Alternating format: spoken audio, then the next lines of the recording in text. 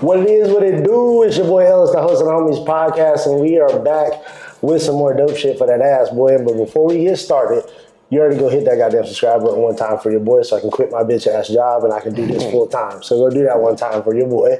And I know it's March 1st and y'all like Black History Month over. Not here on the Homies Podcast, man. So I just want to say Black History Month because it's Black History Month every goddamn month. And to start off another month of Black History Month and celebrating Black excellence, I'm excited today, bro. The homie was even nice enough to let me come through the spot, the studio. The headquarters. The headquarters today. So all homies don't even get invited over here. So you know I feel special today. You already know.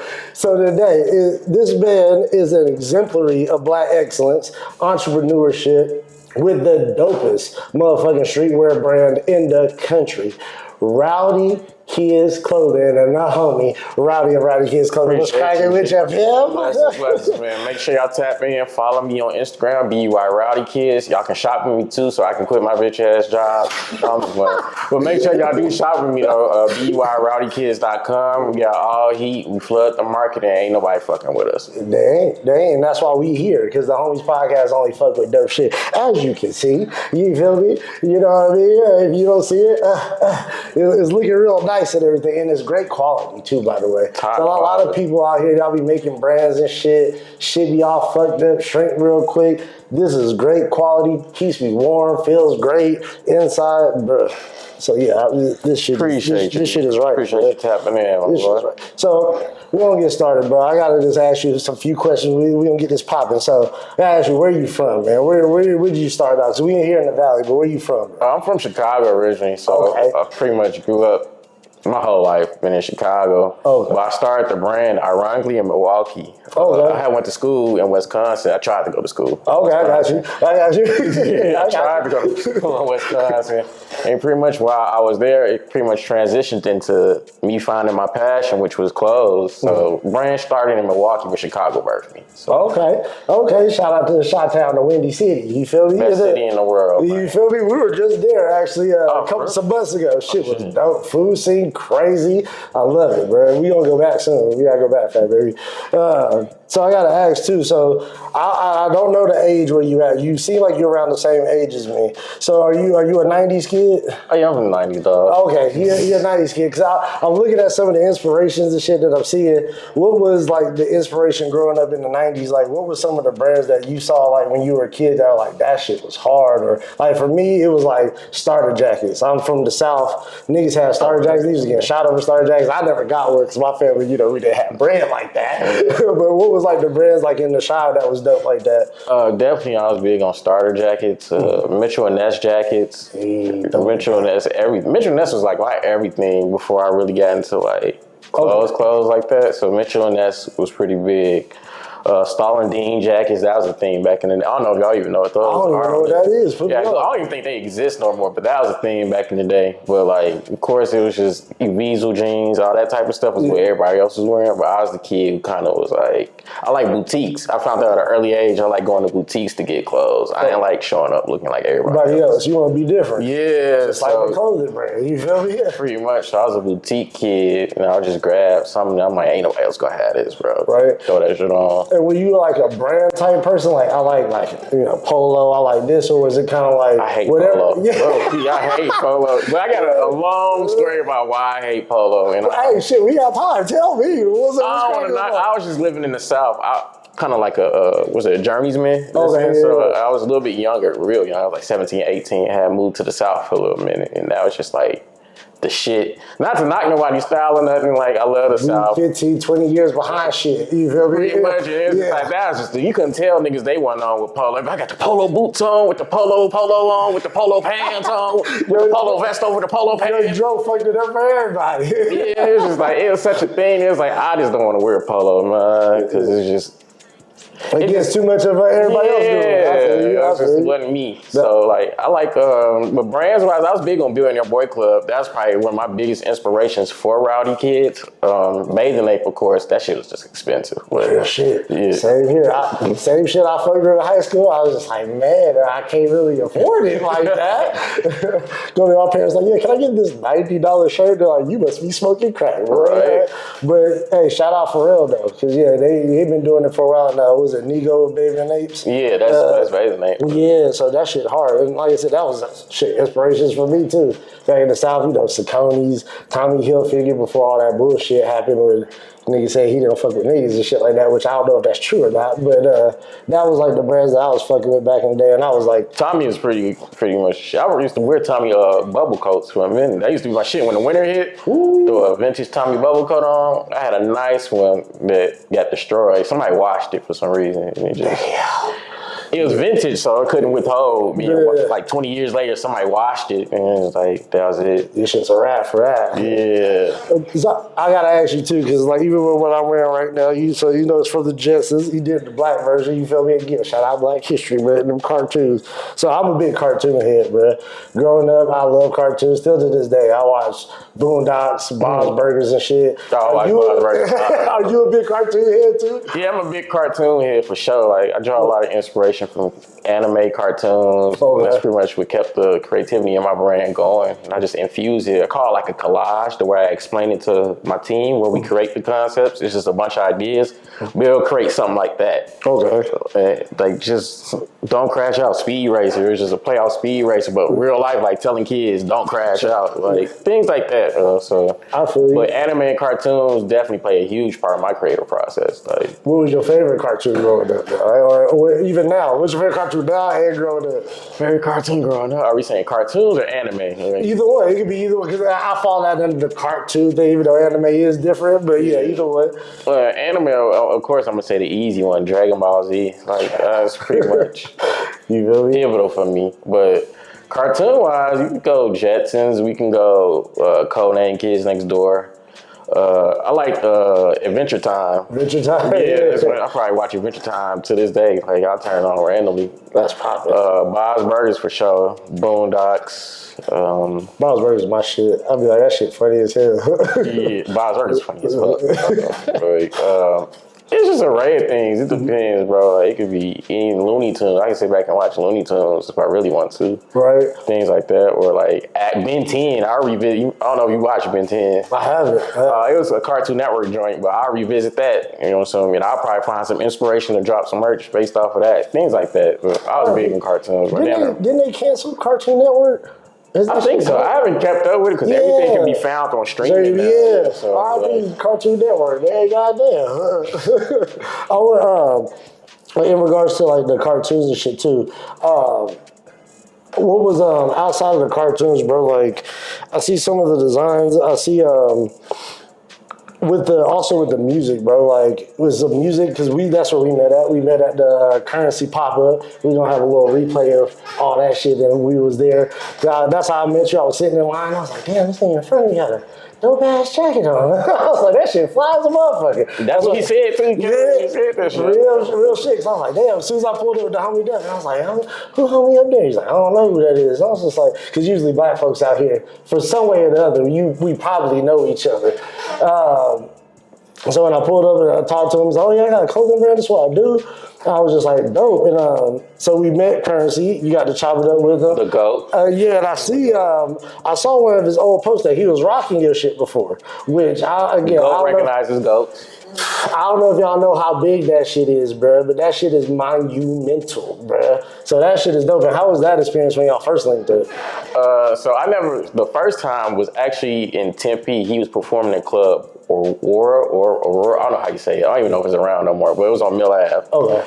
It was my second time going to see him out here. And pretty much I didn't even meet him. I had a bag full of merch. And I was like, I had the meet and greet tickets, but I didn't make it to the meet and greet. Colored people time shit. So I showed up like 20, 30 minutes later, and I was like, ain't no meet and greet. Well, I had the bag full of merch, and security was like, you want to give it to him? I'm like, yeah, we can make it happen. And he's like, hold on. And then he disappeared.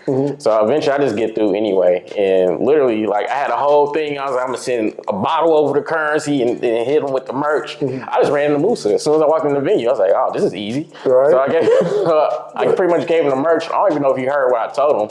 I had some merch for Musa on top, and then I was like, everything else in the back is currencies. And like I said, I don't know if he heard it or not, but I just gave it to him, and I had a good time at the concert. I just pretty much like, if he weird, if you get it, it is what it is. You know what I mean? It was around my birthday time. It was on Instagram. I'm my dumb ass looking through the post. I liked the picture and everything without even realizing he had on my crew neck. Then somebody sent it to me and was like, ain't this yours? You like, that is my shit. Hold on. Yo, that's dope as a motherfucker. How long, I think I asked you this too at the pop-up, how long you been a fan of Currency? It's been at least about 15 years. Like, but I feel like I was late to him. I ain't really started listening to Currency till Pilot Talk 1. Okay. I feel like that kind of changed the trajectory of my life. So. Covert Coupe, I think, was one of the first ones I think I heard him on. And that shit was hard as a motherfucker. Him and Alchemist, every time they link up. Yeah, nice duo. Yeah, that's why he signed the Continuous album while I was there. If I see Al, you hear me saying it now, if I see your ass, you got to sign that for your boys. I need that one time. And I saw when you were there last time, you gave him some shit too. Oh, yeah. So we might see you wearing your shit again sometime. I'll be looking, I'll be paying attention now. I'm going to catch it this time. I'm going to catch it. Well, it is so funny too, just going back to the cartoons. The first time I saw the brand too and I saw the name, the first thing that came to my mind was Baby Kids. You remember Baby Kids back in the day? Yeah. I was just like, that'd be funny as hell if he had the shirt with the Baby Kids. It was like Rowdy Kids. I was like, that shit is funny as a motherfucker, man. Shout out Baby Kids, bro. So I see too is, with Currency, he has the Jet Life brand. And also like somebody else like, do you fuck with Larry June? I'm big on Larry. Man. Shout out, that genre of rap is just more my boat of rap. Like I listen to other shit. Of course, I listen to shit from back home. It's just a Chicago thing. So I'm always gonna rock with our music, but like lifestyle wise, I listen to a bunch of Larry and Currency. That's always every day I'm gonna listen to something from them. Because he's trying to get people. This is hustler music. You feel me? Listen to that same shit. You trying to go get this guacamole, my nigga? That's the people you need to be listening to. Exactly. You feel me? And so, do you feel like your brand? Because he has the organic with Larry Jr. He got Jet Life. Do you feel like your brand, Rowdy Kids, is kind of like the same type of it's a lifestyle. It's not really a brand just clothes. It's like it's definitely a lifestyle type brand. Like it's a type of person that kind of rocks this type of Pretty much, yeah. That's the genre. I would fall under that boat because Currency is like my biggest inspiration for hustle and just. Well, I like the way he dressed, like pause. But like I literally he's a style. You gotta say that here. Nigga shit's clean, my nigga. It's okay. It's okay. That's real shit. But he's definitely a style inspiration for me. Him, I'll say Nip before he was gone. I really wanted to shoot into that type of market, the smart store. I put QR codes in my clothes because of Nip. So you can scan and find me immediately. If you buy my clothes, you can scan and find me immediately. I got that from his concepts. What he was doing. Time, for sure. So I thought that was Nip, man. But definitely Currency, Larry June. I like his organic route. How they don't force the issue, and I've always been that type of dude too. Like who fuck with me, and I go to rooms where I'm appreciated. I'll never try to fit into the room or force my way into that room. Gotcha. So I rock with people who do and move like that, and just be on some real classy shit, bro. Like. That's the best way I can think of it. Like, you know what I'm saying? Drink your water, eat your fruit. You feel me? Stay away from bullshit people and just, you know what I'm saying? Stay right. You feel me? They teach you things, again, people just, if you don't know Currency, but know Larry Jr., like, these niggas just pothead rappers, and bro, they teach you blueprints of how to move in life, not to stay away from bullshit, stay away from fuck people, don't get your money, stay ducked off, don't be doing no weirdo shit, you feel me? And that's all I always appreciated this music, man, and also the brand as well. I support all of them. Like I said, because I feel like when I support brands like this in regards to Rowdy Clothes, I feel like I'm supporting more of like a lifestyle and like positivity more than just buying some fucking clothes. You know what I mean? We always need that type of support so we can keep pushing and staying in the forefront. Because this bullshit just finds its way through. Like, too fucking. So we got to compete with that, and just getting the organic support keeps us going and keeps us getting to those forefronts. So we can rid that other bullshit, get the other shit out the way. Real shit, though. in music, so I gotta ask you. So you fuck with them, but lately, who has been the artist outside of Currency Ledger? Who are the artists that you like? I've been listening to lately, kind of getting me through the day. Who's those people that, or even growing up? Like, do you have like your top 3 of all time, like artists? I'll give you my top 5. Give me five. My top 5, definitely Currency. There we go. All-time favorite. Hove is in there. Okay. Tupac. Okay. Now, this is where it gets funny for some people. Nah, this your list. Because I'll say Cameron. Okay. But I'm an asterisk mark Jim Jones, though. Jim Jones is a style icon to me. Like, okay. Like how people be naming all these other people, like Jim Jones, like, if I can think of somebody who's been stylish since out. He got us out of baggy clothes. Like, if you think about the tall T era ended because Jim Jones started making regular clothes look cool. Right. Like regular size, adult clothes look cool and shit. So I rock with Jim. So I'll put Cameron, asterisk mark Jim Jones. And Jim Jones, it sounds like it's more music and fashion. Yeah. The influence you kind of had on both. Yeah. I got you. And then I'm going to go Fab. Fab was the top 5. Yo, Fab goes so hard and gets underrated so much. For real. Yeah, like I said, all his soul tapes, all his shit. It's classic. That boy be spitting. Even that shit he did with Jada a few years ago, they did the Freddie versus Jason. Yeah. I was like, bro, that shit hard. And again, another fashion motherfucker. I ain't gonna lie, growing up, if you ask me some people I want in their closet, you know, crazy shit, we're all like, I want Fab. Like you say with the jerseys and shit, I was like, I don't know where the fuck he got that, bro. Boy, I need that in my life one time, bro. Yeah, for sure. Oh my God. So also too, like, is with the brand, is this something that you wanted to just be more like, I want to start it here, be community based, or you kind of like, I just want to spread it out, or is it more you want to start more of a community here in the Valley? I'm from Chicago, so I want my shit to touch everywhere. My packages go everywhere. I just don't limit myself to where I'm staying at. Like my shit goes to Kentucky, Texas, wherever. If you fuck with me, New York, like whoever. I'll just say this though, I am big on building within the community. So like segue, we did a collab with Hot Sauce and Pepper. This is the jersey I'm wearing today. You can see the toes. Shout out Hot Sauce and Pepper. They're a black-owned vegan truck out here. They reached out to us, so we made some magical things happen. We got something dropping very soon. You got an exclusive. We dropping that very soon. So, but my thing was just being like how you see brands collaborate. I want to do that, but I want to do that within the community. And I want to do that within the local community, and I want to do that with people that look like me. Not exclusively that look like me, but like on some like. If I could choose, again, we ain't gotta be politically correct on the homies fine. I want to fuck with black folks because that's where we need to keep the dollar at first. I'll fuck with anybody though. Hey, I'll take anybody, buddy. But at the end of the day, this is where I would like to work with first, and ain't nothing wrong with that because that's what all the other communities do. Jewish community, white community, they fuck with their people first, and then if they want to or need to, they branch out. And I feel like we need to do the same thing. So I fuck with your route, what you doing, and with is there anybody that you do want to collab with or anybody that you haven't collabed with or talked to or reached out to that you're like, I would like to work with them, either if it's local or some people in Chicago or somewhere else that you fuck with? Yeah, actually, I love to work with Currency. Like, I've been pitching for a Jet Life collab like a decade now. Hey, we can make this happen. It can happen. Yeah, for sure. But there's brands back home. I like Joe Freshgoods, so I would like to one day cross his path. Joe Freshgoods? Yeah, he's from the land, but he did the New Balance. He's the reason New Balance probably popped to me. I feel like New Balance is popping because of him. He done a lot of their new kicks and their new releases over the last 2-3 years. Oh. So definitely, I want to work with Dapper Dan. The legend, Dapper Dan. Yeah, I feel like he's the godfather of all this, to be honest with you. Real shit. So I love to work with him. Nip, he's gone, but if I could work with the Marathon, like Black Sam, all them, I love to do something with them. And then locally, I'm open to anybody locally, as long as you come and you ready to work. And you know what I'm saying? We got the same vision. So the door is open for anybody locally, and that's for back home too. Right.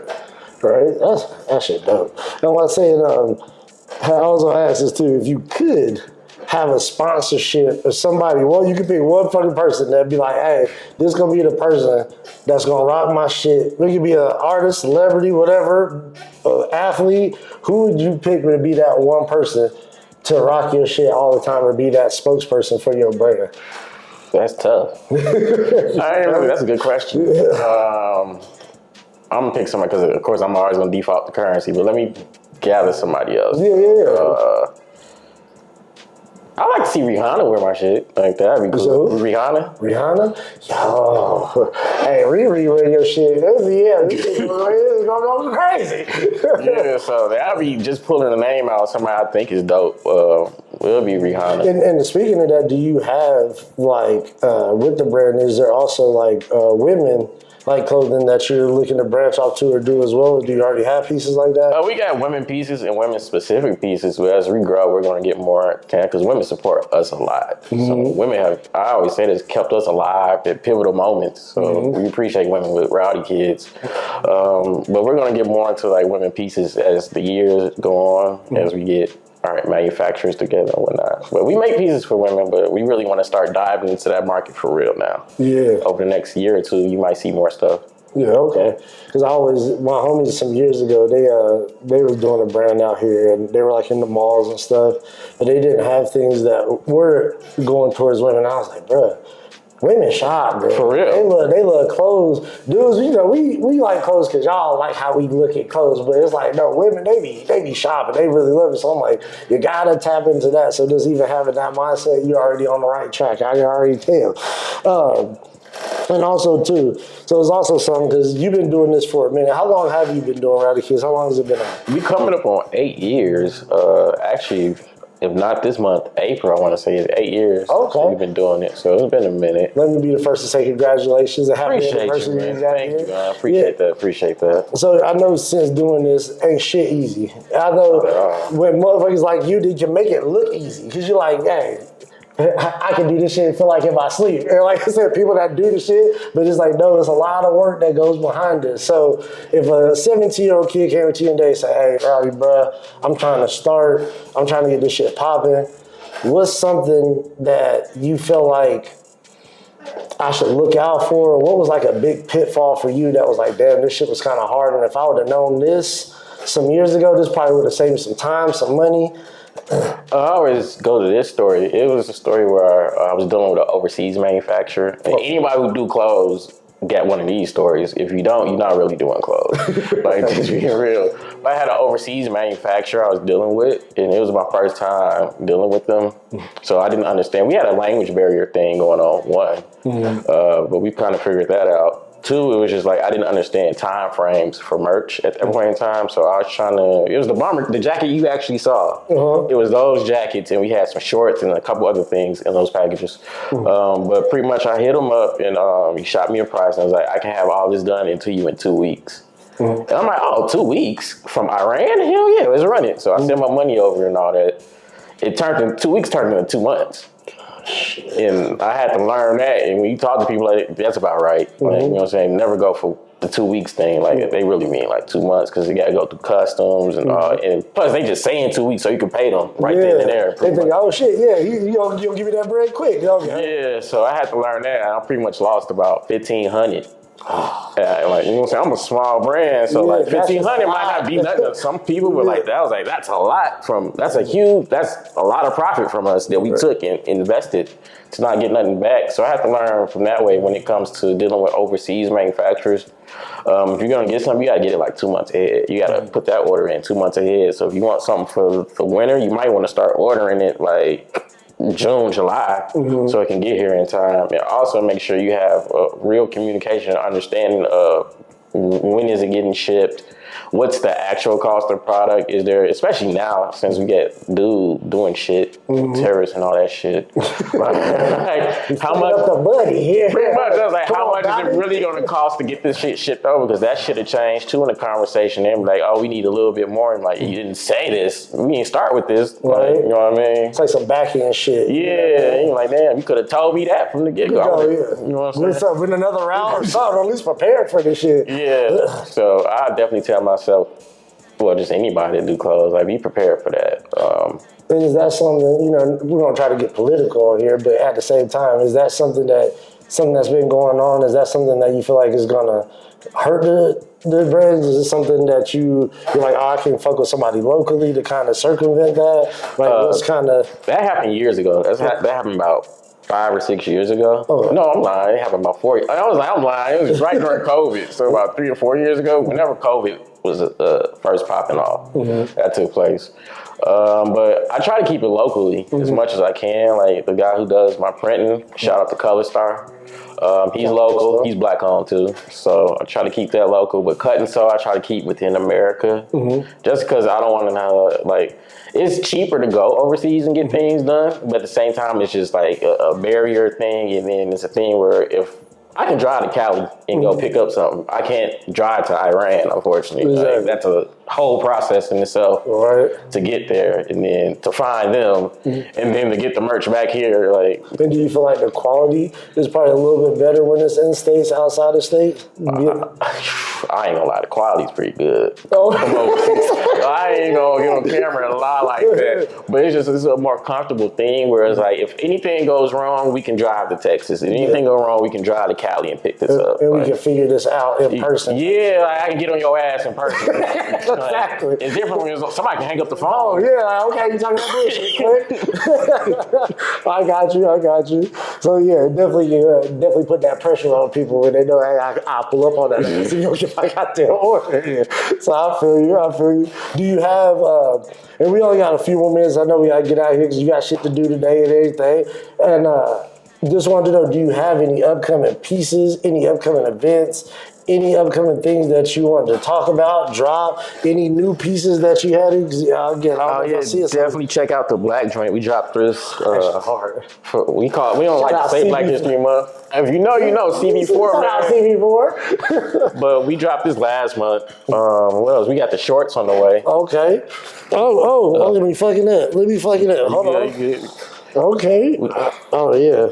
And these are perfect for the summer because they're airy and shit. And they're all high. Breathable material. Out here, that shit is important. And then we got, again, the hot sauce and pepper collab on the way. I'm wearing a jersey. We got more pieces. Like I said, we're going to drop them. The drop should be coming soon. But you're the first person I really talked to about it. So that's an exclusive.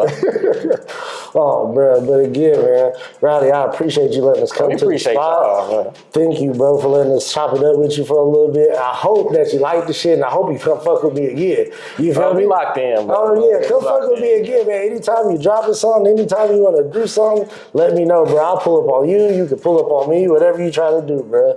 So again, man, y'all go check out Rowdy Kids. Can you hit them with those acts again one more time? Oh, yeah. Definitely follow me on Instagram at BUI Rowdy Kids. You can also shop with us at BUIRowdykids.com.